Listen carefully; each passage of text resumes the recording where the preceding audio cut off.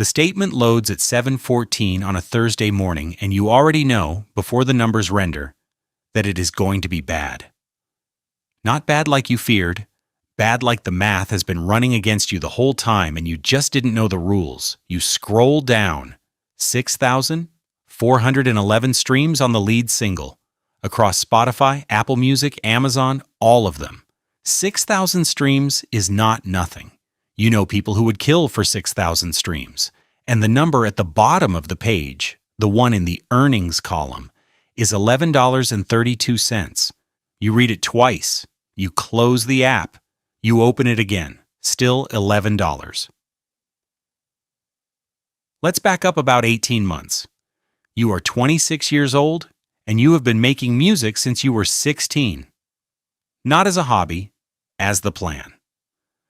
You've got a bedroom studio in a one-bedroom apartment in Nashville, Pro Tools, an Audio-Technica condenser mic, a MIDI controller you bought on a payment plan. You have spent 4 years releasing music independently, building slowly, grinding the promotional wheel the way every YouTube video and Reddit thread tells you to. And you've gotten somewhere. Not famous somewhere, but real somewhere. 40,000 monthly listeners on Spotify. A fan base that actually replies to your Instagram stories. A sync placement in a regional TV commercial that paid your rent for 3 months. You are not a hobbyist. You are a working musician, and streaming, the way everyone told it, was supposed to be the part where the math starts working in your favor. The idea was clean. The old model was broken. Physical sales, radio gatekeepers, touring to survive. Streaming changed everything. Now your music sits on the same shelf as the biggest artists on the planet. A listener in Auckland streams your song.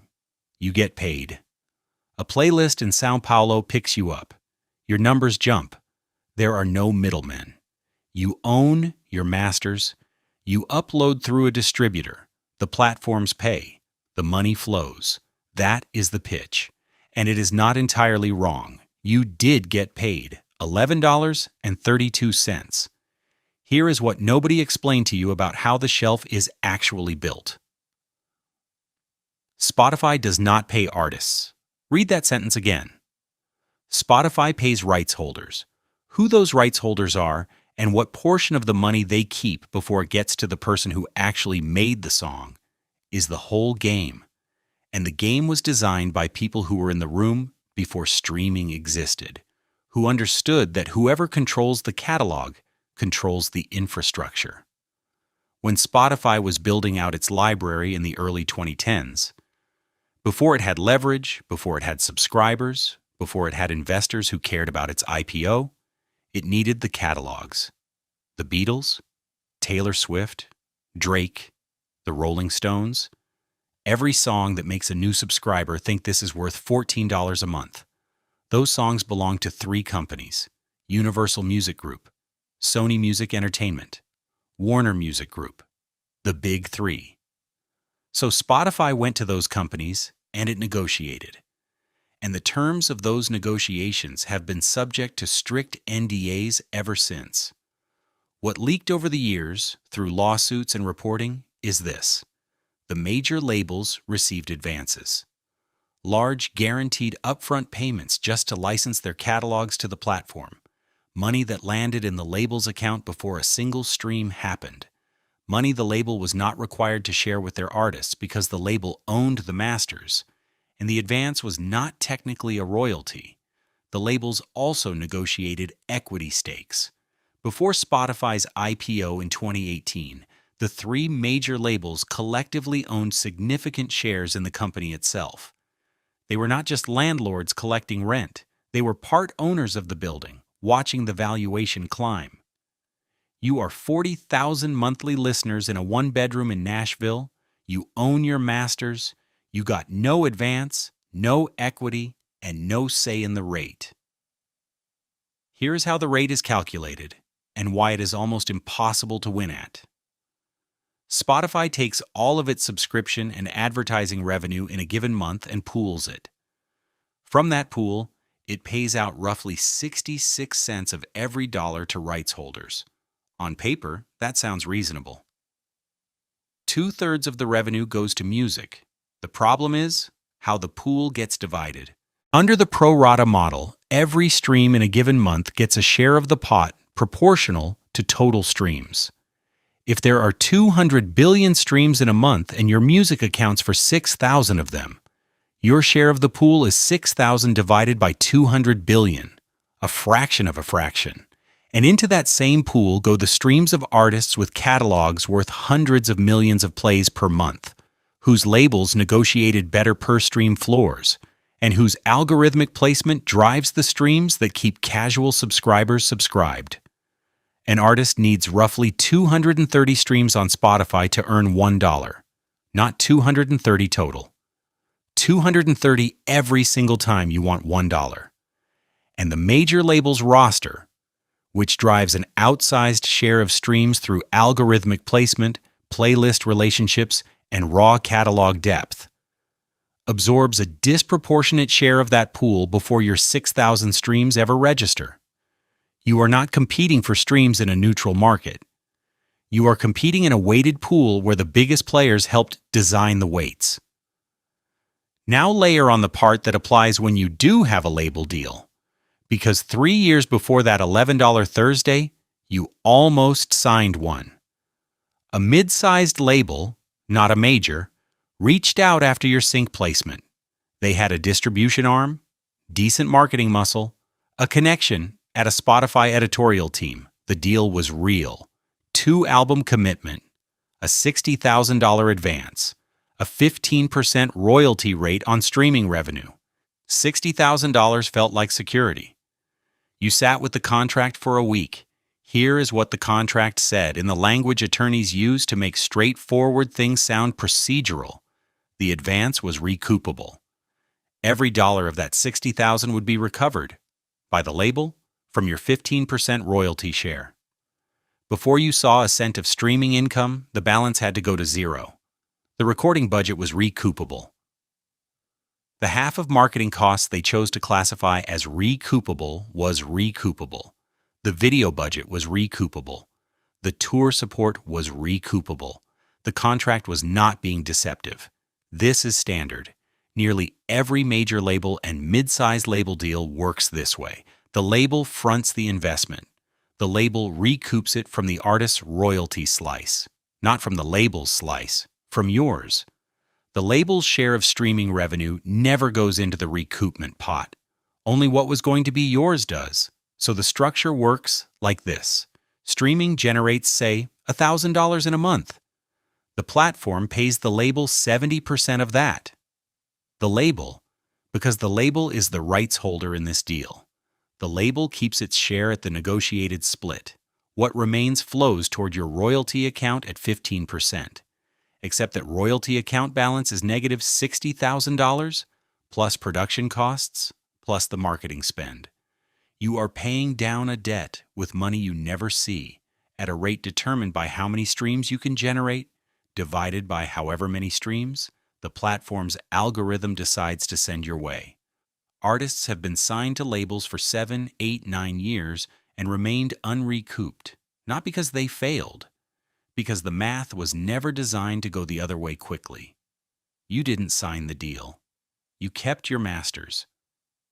But the platform you distribute through independently still has tiers. Your distributor keeps a cut. And without the label's playlist relationships, your 6,000 streams stay 6,000 streams. Back to that Thursday morning. You are sitting at the small table by your window where you usually mix. The laptop is open. The statement is still on the screen. $11.32. You do the math on your 40,000 monthly listeners.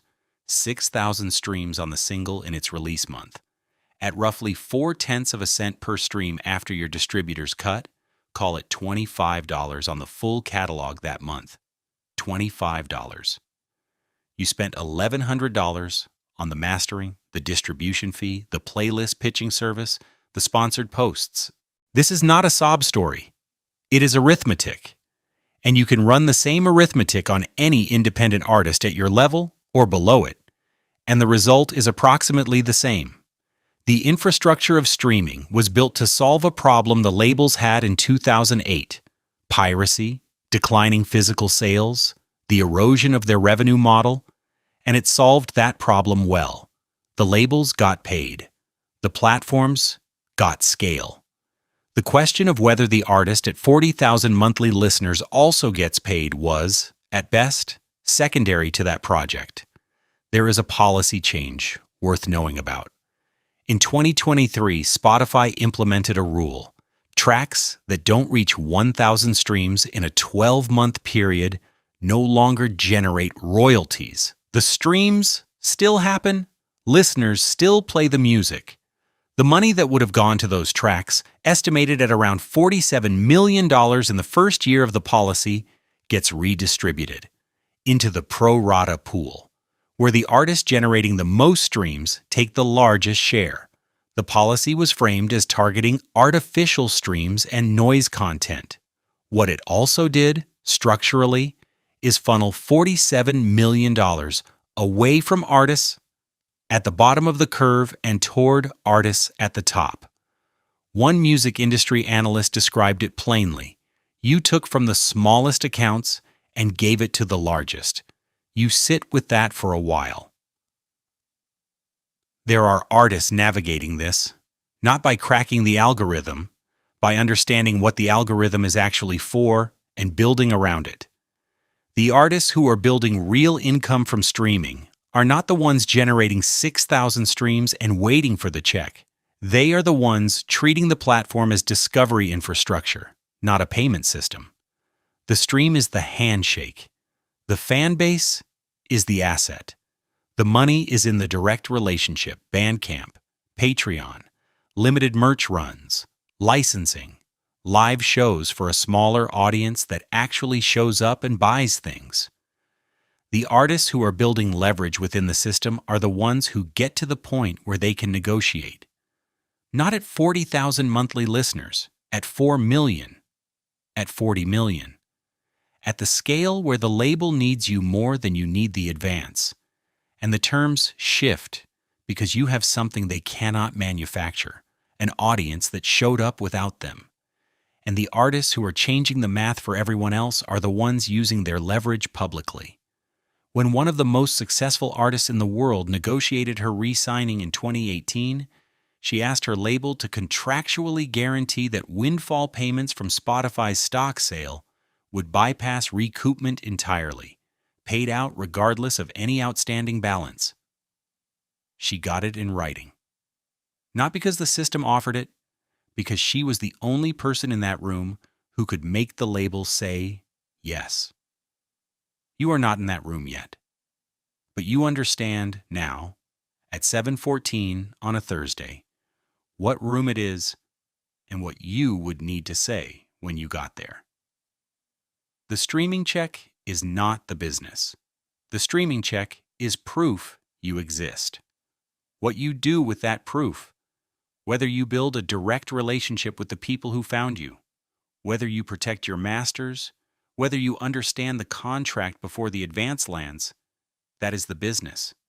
The platform is not your partner, it is a shelf. Shelf space is valuable. It is not the same thing as being paid for what you made. You close the laptop. You go back to work. The music is still the point. The platform was always just the door.